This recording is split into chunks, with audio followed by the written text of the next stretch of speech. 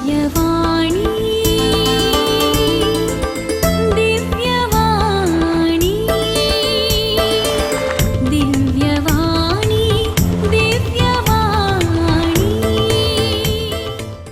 आज एक म्हणतात सांपेद्रूचें पत्र 3 पत्रां सांपावलाचें की पावरफूल मेसेज म्हणून इज अ ओरेटर आनी व्हेरी पावरफूल म्हणून सांपावलो तितलें इतलो शिकपी आनी जाणारी वय पूण तितलें पावरफूल रितीन ताका सांगूंक कळनासलें पेद्रू कळटालें म्हूण पेद्रूचे एका शर्मावन आयज पळय 5,000 लोक कन्वर्ट जालो तो पावरफूल तो खूब पावर खंय थावन आयलो बियान स्वामी म्हजो स्वामी न्ही जेजूची वळख ना म्हणून त्या स्त्रिये कडेन कोंबसात घालच्या पयलें म्हणलो मनीस आतां संवसारा वचून व्हडल्या व्हडल्या जाणारा पंडितां मुखार शास्त्री मुखार दोतोरां मुखार रावन देवाचे उतार दिता ताची पदवी ताची पळय ताची पावर पळया भितरली देखून ताणें संपूर्ण पळयतात भार घालो पळयत आयिल्ले उपरांत ते बागेल काडून गेल्ले पयले न्ही बागेल ते पळयतात काडटार तांचे काळजाचें दार मोतीचें दार आनी बैल्या कुडाचें दार पळयतात उक्ते करसर ते भितर बसून आसले ताचे मार खूब पळयतात तांचे काळजाचें दार मोतीचें दार समजणेचें दार ताच्या जानवायचें दार उक्तें करीसर ताणें उक्तें केलें जानवायन भरलें काळजान स्पिरितान भरलें मोतीन जानवाय भरली आनी ते भायर सरून गेले प्रेज द लॉर्ड तेदो तर देखून ताचेर फूल डिपेंडन्स करचें फूल डिपेंडन्स सगळो भार आमी पळयतात घालचे आतां पिडाक गुण जायनातल्या वेळार कावन्सिलींग करतना म्हाका हांव शिकलां MSc केलो इन कावन्सिलींग क्लिनिकल सायकॉलॉजी MSc केलां म्हणून म्हाका चिंतूंक दसना पळयत रात मासाम सकाळीं उठून हरी एक दिसान पळयतात कंतार म्हणटा आमी हर एक दीस आश्रमांत आनी आमचे आत्मज्योती म्हळ्यार काळजाचो दिवो कोण पळयतात मग देखून आमी आत्मज्योती म्हूण नांव दवरलां आत्म्याचो उजवाड काळजाच्या आत्म्याचो आत्मज्योती आत्म्याचो उजवाड तो पळयतात मग आमच्या कुडीचो आनी आत्म्याचो उजवाड तो आमकां उजवाड दिता तो लागता तो सांबाळटा देखून ताचेर आमी भार घालचो देखून पळयतात ताचेर फुल्ल भार घाल्या तुमी तुमचें काम करतना बोरवेल खणटाना आनी तुमकां काम सोदताना पळयतात ताचेर भार घाला काम येता गे म्हळ्यार बेनाका पळयतात ताचेर भार घाला एकलो म्हणलो हांव आतां परतोन मागतां आनी म्हाका मागलें आमी इतलें मागलें बोरवेल खणलें उदक मेळोना 200 बिटान मेळटा म्हणजे 400 जाली 500 गेल्यार उदक मेळोना आमी इतलें मागलां म्हणून आमी सांगलें बापा मागलां तुवें मागलां वय बापा वय बापा पळयतात मन बरलाय गे म्हळ्यार पळयतात मग तुका चलयता गे तर तुवें एका म्हयन्यांत हांव पळयतात मग चलयता जाल्यार तूं प्रोनोग्राफी आनी खायलें पळयलें मम्मी म्हजे म्हणाली खायलें सगळो दीस पळोवन बसता मोबायलार खायलें पळोवन बसता वय फादर हांव प्रोनोग्राफी पळयता तर पळयतात मग चलयता गे पळयतात मग चलयता आमी मागता वय पळयतात मॅन चलयचें असाधारण करचें जाल्यार तुका पळयतात मॅन चलयचें तुवें द्वेश अहंकार राग आनी प्रसोडीचें ते पळयतात मॅन जेजूचे गूण आसून पळयतात मॅन चलयता आनी तेंपरान सैतानाचे सैतानाचे गूण आमचे ते आसूं नजो जेजूचे गुणान भरल्यार मात्र प्रेज द लॉर्ड त्या वेळा मात्र आमकां पळयतात मग चलयता पळयतात मॅम चलोवचें तशें देखून पळयतात मॅम आमकां चलयचें जाल्यार दुसरो आनी एक म्हळ्यार मुख्य विशय म्हळ्यार पळयतात मातशी सकत म्हळ्यार कालें पळयतात मातशें सकत म्हळ्यार कालें आमी विचारूं पुरो पळयतात मातशी सकत म्हळ्यार कालें म्हणून देवाची दैवीक एनर्जी डिवायन एनर्जी दैवीक सकत ती पळयतात मातशी सकत म्हळ्यार डिवायन एनर्जी आमचे थंय वळटा डिवायन एनर्जी आमचे थंय वळटा देवाची पळयतात म्हणजे सकत म्हजे थंय वळटा तसो अधिकार ऑथॉरिटी म्हणटा हांव तसो अधिकार तो आमचे थंय वळटा आतां पळय आमचो चीफ मिनिस्टर जावं दी DC जावं दी पुलीस सर्कल इन्स्पेक्टर जावं दी तांकां अधिकार आसा हांगा तो इलेक्शन अधिकार काणयलो पदवी काणयता ताच्या मागीर ताका आमच्या गांवांचेर ताका बंद करूंक आनी पुरा हे सेक्शन घालून 144 आनी कर्फ्यू घालूंक आनी पुरा जाता नातल्या जायना ती सकत ताका मेळचे जाल्यार मोगाच्या न्हू ती सकत ताची पदवी ताका अधिकार आसा ताका पदवी आसा त्या पदवी अधिकारा प्रकार ऑथॉरिटी चलयता देखून आमकां ताची सकत तो दिता ताची एनर्जी डिवायन एनर्जी दैवीक सकत तो दिता आनी दैवीक ऑथॉरिटी दिता दैवीक पदवी दिता 2 सकट सक्ती पळयतात पण दिता आनी तो आमकां असाधारण करूंक जावचें अशें आमचे पिडा सोसूंक कुटाम सोलोवंक आनी आमकां कश्ट आयिल्ल्या वेळार परिस्थिती पाड बिगडल्या वेळार सामान तुटाल्या वेळार पिडा कॅन्सर तसली कोरोना पिडा आयिल्ल्या वेळार ती फेस करूंक आमकां मेळची सकत हातू आमकां सकत मेळटा ही सकत मोगाच्या न्हू त्या दैवीक सकत आनी दैवीक अधिकार डिवायन ऑथॉरिटी आनी डिवायन एनर्जी ताका म्हणटात पळयतात मातशी सकत म्हणून ती आमचे थंय वळटा देखून पळयतात मात सकत म्हणजे हे दोनांत आमी भरचें ही सकत काल्याक दिता म्हळ्यार एक ही आमच्या बावटान भरताना आमचे ते वळटा कित्याक वळटा नितीवंतपणाची जिणी जियोंक लायफ ऑफ रायचियसनेस नितीवंतपणाची जिणी जिवंक आनी नितीवंतपणे जिणी आनी आमची फळादीक सेवा करूं फळादीक सेवा थोडे वटेन सेवा करता हांव तातूंत पळोवचो ना फळादीक आमचे केल्या सेवेंत फळादीक जायचे फळादीक सेवा मदर तेजा म्हणटा फळादीक सेवा फ्रुटफूल सर्वीस म्हणटा ती फ्रुटफूल सर्वीस तिका पवित्रात्म्यान भरली आनी तिणें ती म्हणटा हांवें चिंतूंक ना हे दडपरा जाता म्हण हांवें पवित्रात्म्याचेर भार घालो आनी हांव भायर आयलीं खंय तातूंत भायर आयलीं उरलें पुरो पवित्रात्म्यान केलें म्हणटा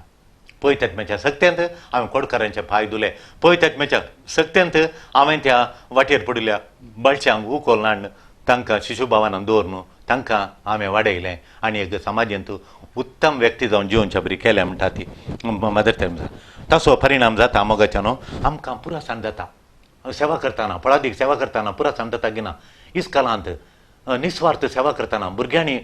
शिकून वयर जे समाजांत एक व्यक्ती जाय जे म्हण तांच्या फाटल्यान पडोवन करतना कितली पुरासाण जाता म्हण ना सकाळ 8 वरां पांयान उबे रावचे इस्कालांत 2,500 भुरगीं आसलीं आनी तुवें वयर सकयल जावचें एकाडे बसल्यार भुरगीं तांच्यातल्याक टिचरां शिकयता ती कशें करतात कशें वयर सकयल तुवें माळी आनी वयर सोडून वचाचें आमकां पुरासाण जाता गे पुरासाण जाता पूण तूं लाचार जायनाय बर्नट आवट म्हणल्यार काही जिवनांतल्या बरी जायनाय दुसऱ्या दिसा परतून सकता तुका करूंक तेंत करूंक दुसरे सांजेर आयलें म्हणटा तूं लाचार जाताय बगल्या मुस्ताना म्हणटालीं खरी बगल्यात पादो तुमी म्हूण पूण दुसऱ्या दिसा काम करूंक बळ आसा कुडीन बळ हें पळयतात काम थोडे फावटी आमी देवाचेर पातयेता परिस्थिती देवाचेर पातयेची आमी परिस्थितीक आसताचे करूंक वचून आतां आमी गेल्ले रीण आसा म्हणया ती रीण काडच्या खातीर हांवें ताचें इल्लें काणोवचें आंगाचें इल्लें काणोवचें ताचे वाडीचें इल्लें काणोवचें त्या वाडीचें इल्लें काणोवचें ह्या वाडीचें अशें करूंक जाता गे आमी पयलें पळयतात भार घालचें आमची परिस्थिती आमी रिपेर करून म्हजेर भार घालल्या करून आसताचे परिस्थिती आसताचे करून वचून वचूं आतां संबंद मोडला जाल्यार आमी मोद्यां पडून ताचें हाचें थंय ताका फोन करया हाका फोन करया ती एकामेकाक कालें करून तो संबंद आनी किल्लो पाड करून घालतात देखून संबंद व्हंकल्या न्हवऱ्या मदें संबंद पाड जाल्ल्या वेळार दिमिगाल मागोवन सांगचें हांवें दिमिगाल कोणाक फोन करूचो कोणाक तो फोन करूचो पळयतात म्हाका फोन करीचे पळयते जेजूक फोन करचे पळयतात म्हाका फोन करचे ताका तो म्हाका डिवायन एनर्जी दिता दैवीक सकत दिता डिवायन ऑथॉरिटी दिता सोमा करूचे त्राण आनी बळ तो दिता ताचेर आमी पातयेच्यान ताका देखून आमी आसता शेपा करूंक वचून ताका फोन करचें आसता करचें आनी आसता शेपा आनी करून वचो तें ताका सोडिचें तशें तिसरें खालें म्हळ्यार आमकां फ्रुटफूल सर्वीस म्हणटाना सेवा करता आसतना फळादीक सेवा करता आसतना आमकां खाल जाता म्हळ्यार वत्ताड आसता प्रेशर आसता स्ट्रेस पडटा एका तरेचें स्ट्रेस वत्ताड पडटा आमकां वत्ताड पडटा वय दोशी जातात पूण आमी देदेस्पर जायना डेस्पेरेट जायना वत्ताड पडटा वय हें करतना आनी पुरो हें ओली बरीं कामां दाजानांक बरें काम आतां पळय थोड्यांनी वचोन त्या मार्गार आशिल्ल्यांक आनी पुरा त्यो मस्त जाणां फोटो धाडल्यात मार्गार आशिल्ल्यांक थोडे तरणाटे वचोन आनी पुरा तांकां उंडे गी तांदूळ गी पॅकेट दिवचे हांव कितल्यो वॉट्सॅपार येता म्हणना हें केल्यार परतून तें करून उमेदा थोड्यां कडेन विचारलें ना फादर करीचे तांकां कोण हाड तांकां कोण हाड गे आमी दिना कोण दिता तांकां परतून वचून दिता बेना तांकां तें तांकां कोरोना वायरस आहा म्हणून बेना कांय ना व्हरून पॅकेट दिवन आनी पुरा करून आनी येतात फाल्यां येता तुमी कांय बेनाका म्हूण सांगून येतात खले एक तांचें पळय पुरासन देदेस्पर जायना डेस्पिरेट आमी जायना वताडचा वय थोडे फावटी आपादैर डिस्करेजमेंट अडकळी आसात म्हूण आमी जाणा पूण स्पिरीट आसा म्हूण आमी थोडे फावटी आपादैर इल्लेशें आयिल्ल्या बरी जाता करूंक जाता गी ही सेवा करूंक जाता गी योदोडलें काम करूंक जाता गी माय मांवचें कशें हांवें पळोवचें दोगां जाणांक आनी अशें म्हणून भुरग्यांक पळयचें मांव कशें पळोवचें म्हाका जायना अशें जाल्यार पुरो आमकां ही चिंता पियो पुरो काम करचे कडेन इतले रगड्यात मॅनेजर टफ जाता गी जायना गे म्हळ्यार आपादैर येता थोडे फावटी आपादैर येता त्या आपादैर येता येवंक पुरो ह्या आपादैर येवंक पुरो मागीर अडकळी येवंक पुरो 100 एक अडकळी एक जाताना एक करताना तें टायपरायटार पाड जावचें अडकळी आनी वाटेर जावन बस म्हाका ना ट्रान्सफर म्हणल्यार आनी एक अशें हें पुरो आमी जाणा हें आसा पूण भितर काळजांत पळयतात आमकां आसा म्हणलें चिंताप आमकां राण बळ धैर्य मुखार वचूंक आदार दिता त्यो थांग दिता तो बळान रखता देखून ताच्या कामाचेर ताचें काम ताच्या बळान देवान दिल्लें काम म्हज्या बळान न्ही ताच्या बळान म्हाका पळादीक सेवा करूंक काम ताणें दिलां देखून ताचें काम ताच्या बळान आनी ताच्या रितीन इन इज वे ताच्या रितीन आनी ताच्या जन्मायन म्हजी जन्माय न्ही ताच्या जन्मायन हांव करूंक तो म्हाका आशिर्वादान भरता आनी तो हेल्प करता इज अ हेल्पर म्हाका हेल्प करता तो कुमो करता ताच्या जन्मायन करूं ताची जन्माय म्हाका दिता ताच्या जन्मायन ताचे बरी म्हजी जन्माय न्ही देखून खंय कावन्सिलींग करतना भुरग्यां शिकना जाल्यार जेजूची जन्माय सारची म्हज्या जन्मायन ताका बूज सांगल्यार तें शिकना पल्याक बरें ना एक समान दिवचो थोडी जबरी करी जेताने एका भुरग्यान समान धरला एका तरणाट्यान आनी एकल्याचो समान धरला ते म्हणटाना ते सोडीचे समान सोडचे आमची बुदोवन गाय पावना देवाची जन्माय जायचे देवाची जन्माय जायचे आनी देवाचे ताच्या रितीन आमच्या रितीन मागण्याच्याच रितीन तूं तशें करू हांवचें करूं ताचें इन्फ्लुएन्स तें जायना देवाच्या रितीन जायचे देवाच्या बळान मात्र जाता आमच्या बळान जायना मोगाच्यान देखून आमी देवाचेर चड आनी चड बार घालूंक आमी शिकायचे देखून स्पिरिताचेर बार घालचें म्हळ्यार कितें सोम्यान शिसांक आपूण तो वेता म्हणटाना ताका शिसांक भोगले प्रत्येक जावन जोनच्या वंजेलांत 16 अध्यायी 5 ते 15 आमी वाचल्यार आमकां कळटा आनी तो म्हणटाना हें शिसांक लायक जायना पेद्रूक लायक जायना जेजू सोडण्याचें म्हणटा जेजू तांचे सांगात रावचे जेजू तूं बंद कर आसा वचोंक जाय देखून माथेवाच्या वंजेलांत 16 अध्यायी 16 21 ते 23 हे 3 श्लोक आसतना करता सोमी म्हणटा तो हांव सोडून येता जाल्यार तुमकां आणात करूं वचना तुमकां एक सुरे सोडून वचना तुमचेर तितल्याक तुमी बार घालून करूंक हांव कांय सोडून वचना तुमकां हेल्पर दिता म्हूण तुमकां कुमक माजादार दिता म्हूण आमी जैत जोडच्याक पळयतात म्हूण दिला आमी ताका काबूल जाल्यार पळयतात काबूल जायचे ताका कबूल जायचे ताणें सांगता ताका आमी आयकचे ताका आयकचे ताच्या सक्तेन तेजलो आमकां तो ताच्या सक्तेन भरता तो आमकां गायड करता हें कर नाका ह्या वाटेन वचनाका हाचे कडेन उलय ताच्या लागीं वचनाका आळे अशें कोणाले वचचें खंय वचचें काल हें करचें तो गायड करता आमकां कांय गायड करचें म्हणून मार्गदर्शन गायडन्स तो दिता पळय देखून जेजूची रीत आमच्या सालींत दाखोवंक जेजूची रीत आमच्या सालीन दाखोवं ताची रीत कळली ताची जिली रीत खंयची जेजूच्या जिणयेची रीत म्हज्या सालीन दाखोवन म्हज्या उलाण्यांत हांवें दाखयचें म्हज्या उलाण्यांत म्हज्या बक्षूंचे मोगाळ उलाणे हेरांक संबंद तुटोवचे उलाणे न्ही हेरांक रागडोवचें न्ही हेरांक नाश करचें न्ही तेंचें कुटुंब बांदचें समाज बांदचें हेरांचें जिवीत बांदचें हेरांत अभिवृद्धी करचें आनी तांकां समृद्धी हाडचें तसलें उलावणें जेजूचें तें म्हज्या ताचें म्हज्या नडत्यांत हांवें जेजूची रीत जेजूची साल हांवें दाखयचें म्हणून हें पळयतात म्हाका बळ दिता करूंक आमी विंचोनी करी जाय पळयतात मातशा बळान करी करूंक सेवा करूंक या आमचेर बार घालून करूंक ही विंचोनी करीचे थोडी कडेन म्हज्या बळान दत्त करता पळयतात मातशें नाका एक मागणें येना पळयतात म्हणजे बळच विसरनात आज हें असाधारण काम करचें जाल्यार असाधारण करचें पळयतात मातशा बळान करचें की म्हज्या बळान करचें मात्र तें म्हणटा हर एक दिसा 2 वरां हांव पळयतात म्हळ्यार मागून ताची कृपा जोडून येतली म्हणून सकाळीं उठून 2 वरां ती ही 2 वरां करनातलो सगळो दीस 24 वरांय म्हाका बळ नातल्या बरी हांव अस्कत म्हणून देखून मदर तेरेसा तिच्या बुकान बरयता ही पळयतात मातशें बळान हांवें करचें म्हणून पळयतात म्हाज्या बळान आमी आतां आमचें कुटुंब कोणाच्या बळान चलयता आमी फॉरेन आसा कोणाच्या बळान काम करता आमी घरा आसा भुरग्यांक तरबेती करता कोणाच्या बळान करता म्हज्या बळान गी या पळयतात म्हाज्या बळान म्हज्या सक्तेन गी पळयतात म्हाज्या सक्तेंत गी म्हणून जर तर म्हज्या बळान केल्यार म्हाका देदेस्पर राखोण आसा म्हाका देदेस्पर राखोंक आसा म्हाका डिझास्टर म्हळ्यार सर्वनाशा राखोंक भुरगीं मागीर म्हजें सांगलें आयकनात भुरगीं घर सोडून येतात आनी ते बायले आयकना कुटुंब देसवाट जाता म्हाका देसवाट राखों वारें येता आनी देसवाट करून येता म्हाका देसवाट राखोण आसा उडा सोरी आमी म्हज्या बळान केल्यार पळयतात म्हाज्या बळान केल्यार कांय जायना देखून आमी कावन्सिलींग करचें पळयतात म्हज्या बळान देखून आमी चिंतीचे मुख्य चिंते घालें म्हळ्यार मागण्याक वेळ नातले दीस खंयचे म्हजे म्हणून मागण्याक वेळ नातले हांवें उडासा कडेचे मागण्या वेळ नातल्यार हांव अस्कत जाता मागण्याचो वेळ गरजेचो आनी कितें प्रेजन वय शीत थोडे फावटी आमी म्हणटा मागण्या वेळ नातल्यार आमी मागण्यांत पळयतात बरो नातल्यार हें शीत वचून पे जाला म्हजो बिजनस पुरा नाश जाला आनी कांय ना पुरा रीण जावन हांव रीणकारी जाला आनी कोणें म्हाका वयर उखलूंक जाता कुटुंबाच्यांनी पुरा 50 लाख 5 लाख 10 लाख 20 लाख 80 लॅक्स 90 लॅक्स अशें दिवन आनी पुरा दिवन सगळ्यां ताचेड आसले कांय 1.5 करोड कोन्ना उरले आनी दिल्लो 4-5 करोड आनी पुरा तो पुरा आतां गेलो तांणी दिता काल हॉटेलाच्या व्हडल्यान दिता म्हणून सगळ्यांक दिता व्हडलें हॉटेल आनी प्रजा केलां ताका आनी ताच्या नांवार देव सोडून दिवना इतले करोड दिल्यात 500 की 7 करोड दिल्यात आनी आतां इतले दिले आनी तांचे कडेन कांय ना उरल्या कडेन कांय ना आतां हांवें कालें करचें गी हाडे आनी जाता गी बुडलां जाता गी या शीत वचून पेज जाल्या म्हणटा एकली आनी काल करचें काल्या मागण्या फादर आनी पुरा आनी काल्या मागचें शीत वचून पे जाल्या पूण तांतू एकली म्हणाली आनी तोय म्हणालो ना आज येदो म्हणसर पळयतात मनांतलो म्हज्या बार घाल म्हज्यार खांद्यार बार घालून हांवें केल्लें आतां पळयतात म्हाज्या बार घालून हांव चिंतलां देव म्हाका वयर कोलतलो देव म्हाका वयर कोलतलो थोडे टी म्हणटात डॉक्टरान सांगलां आनी माणसाना 4th स्टेज कॅन्सर गेलां आनी माणसाना शीत वचून पेज जालां मामी कळटाना म्हण पूण एक सुणगी एक दुगी एक पूतगी एक जावय म्हणटा ना म्हाका पातयेन आसा पळयतात म्हाजेर म्हूण सोडून लास्ट घडये पर्यंत सोडून कितले 4थ्या ग्रेड 4th स्टेज म्हणली गूण जाल्यांत फाल्यां मरता म्हणली आज तिके तिके उलोवन येवंक आनी परवा मागीर 15 दिसांनी ती उठोवन बसयली आंत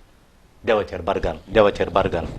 देखून मगाच्या न्हू आमी देवाचेर बार घालून त्या प्रे जेन्ना हें टू लेट आनी जायना तें पर आमच्या तोंडांत येवन नजो खरी परिस्थिती जावन पळयतात ना सोंडीचे ताचेर बार घालीचे आमी तेन्ना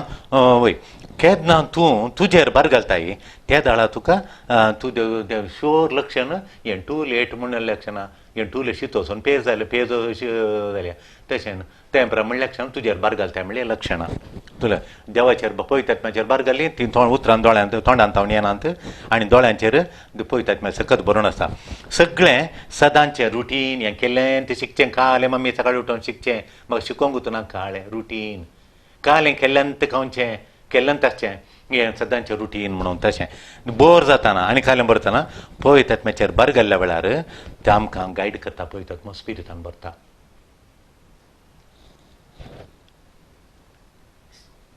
वय मोगाच्या न्हू पळयतात मॅन आमकां देणी दिल्यांत ती देणी मस्त देणी दिल्या पळयतात पण देण्यांचो दातार तो ताणें मस्त देणी आमकां दिल्यांत आनी ताणें देणी दिल्यांत आसतना ताचे वरती देणी ती वापरूंक कळ्ळें आडयता आमकां म्हाका येता बरें सेवा करचें देणें दिलां आनी थोड्यांक गायतेल्यांक बरें गायन करूंक गायन करून इगर्जेंत की समाजेंत की वय जेजू लागीं हाडूंक तो थाळो दिला जावं पुरो थोड्यांक वाचूंक थोड्यांक गायन करूंक थोड्यांक डान्स करून जेजूच्या जिणेची रीत दाखयतात थोड्या भुरग्यांनी परत डान्स करून जेजूच्या अजापान त्या डान्सान वापारी परत डान्सान दाखयतात ओली नाना रितीचें दिलां थोड्यांक काम करूंक थोडी लेक्कां शिकोवंक कितल्या जाणांक लेक्कां ट्युशन दितात ती फ्री ट्युशनांनी परत दिता लेक्कांत बार हुशार थोडी सायन्सांत हुशार थोडी इंग्लिशांत हुशार थोडी लँग्वेजांत हुशार थोडी इंजिनियरिंगान थोडी मेडिकलांत आनी पुरा ही देणी दिली आमकां ती वापरूंक अजापां करूंक व्हड रितीन असाधारण करूंक आमकां कितें आडयता देणी वापरूंक कितें आडयता थोडे फावटी आमी म्हणटा प्राय आडकळी व्हडली आडकळ म्हळ्यार आमकां पळयतात म्हणजे देणी वापरूंक व्हडली अडकळ म्हळ्यार प्राय आमची प्राय म्हाका प्राय जावना आतां हांव जस्ट 21, 22 या 30, 35, 40, 45 म्हाका 50 जावन दित 60 जावन दित म्हाका तो दोळा इल्लो एक्सपिरियन्स येता आतां म्हाका जायना वापरूंक म्हणून आनी थोड्यांक प्राय थोड्यांक उणेंपण म्हाका ट्रेनींग ना हांव MD करूं ना हांव स्पेशलायजेशन करूं ना हांव तांतू वाचपाच्यान ट्रेनींग करूं ना सिंगिंगान ट्रेनींग करूं ना अशें उणेंपण दाखोवचें म्हाका सेवा करूं फळादी सेवा करूंक जायना म्हूण मदर तेरेसाक भुरग्यांची सेवा कोडकारांची गाय दोनची आनी प्रत्येक कळीतच नासलें ट्रेनींग तर नासलें तिका भुरग्यांक हिस्टेन ट्रेनींग तर ना गेली एक भुरग्याक कोण हाडलें तशें मोगाच्या न्हू देखून देणी दिल्यांत हेरां खातीर म्हण आमी उडास करचें देणी दिल्यांत हेरां खातीर कोरिंथीकारांक बरयल्या पयल्या पत्रांत 12 अध्याय 7 श्लोक 12:7 सर्व देणी दिल्यांत वय सर देणी दिल्यांत आमी खाल्याक म्हळ्यार ती परवा करिनासतना रावंक न्ही हर एकल्यांक देणी दिल्यांत बावतिजमांत एक लेख येता एका लेखाचें एकल्या सायन्साचें एका English languages social studies economics आनी खंय पॉलिटिकल सायन्सान विंगड इंजिनियरींग मेडिकल एकाउंट्स CA आनी परत इंगड दिल्यांत देणी हाका दिली देणी ताका दिवनात देखून मोगाच्या न्हू ही देणी दिल्यांत आमी परवा करिनासतना रावंक न्ही आमी तातूंत गमन दिवन म्हाका कळ्ळें देणें दिलां तें उर्जीत करून ताचे दोरी हेरांची सेवा करचें म्हणून देणी दिल्यांत हेरांच्या सेवे खातीर म्हणून देखून बेजाराची गजाल एक मस्त बेजाराची गजाल कित्याक गे म्हळ्यार मस्त बेजार जाता आयकतना कितें म्हळ्यार जायती बावडटी लोक आमच्या पिरगजांनी आमच्या पळय सभेंत जायतो बावडटी लोक काल करता म्हळ्यार ती निग्लेक्ट करता देवान दिल्ली देणी निग्लेक्ट करता निग्लेक्ट केला ती एक गमाण दिना गुमाण दिना तांकां गुमाणूंत ना तांकां दिल्या देण्याचो गुमाणूंत ना ही बेजाराची गजाल आमी गुमाण दवरचे गमाण दिचे आमी ती उर्जीत करचे ती मांडून हाडचे सांपावलो तिमोतीक सांगता तिमोतीक बरयलें पयलें पत्र उडासोऱ्या 4 अध्याय 4 12 14 मसोर वाचया 12 14 मसोर नाजाल्यार 12 16 मसोर वाचल्यार आमकां कळटा सांपावलो ताका कशी उमेदीन भरता गे म्हणून ताका तिमोतीक नाका तूं म्हजी देणी वापरूंक जायना म्हणलें म्हणटा तो तरणाटो आनी प्रभावी आसले पिरगोजीन ते एक्सपिरियन्स आसले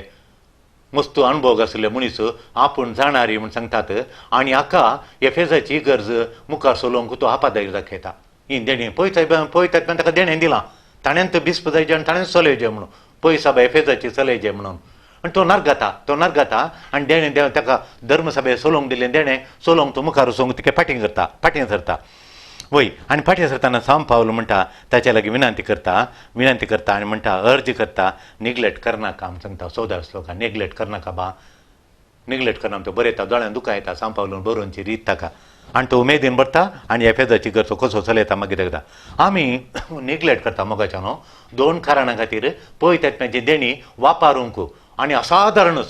कामां करूंक आमच्या समाजींत पिरगजेनी व्हड कामां करूंक आमकां जायना कितें म्हळ्यार आमी निग्लेक्ट करता पळय तेन्नाची देणी आमी वापरूंक फाटीं सरता गुमाण दिना काय 2 कारणां खातीर गुमाण दिवना निग्लेक्ट करता 2 कारणां पयलें कारण जावन आसा आमी ल्हान आमकां एक्सपिरियन्स ना म्हाका एक्सपिरियन्स हांवें कशें करचें देखून म्हणून तुका व्हड प्रायज जाल्ले म्हणून तिके प्रायंत एळिल्ले जाणारी खाले म्हणटात आय एम टू ओल्ड म्हाका प्रायज चड जाली आतां म्हजे लागीं करूंक जायना म्हूण अत्मीक जिणेक रिटायरमेंट ना पाप साहेब पळय बेनेडिक्ट आतां पाप साहेब एका हातूं आनी एका घरांत बसून आसा तो पिरगजीन ल्हानशें आसा आनी थंय थावन तो पयत पुस्तक विशीं थियोलॉजी विशीं तो बरयत आसा वय देखून मोगाच्यान अत्मीक जिणेक रिटायरमेंट ना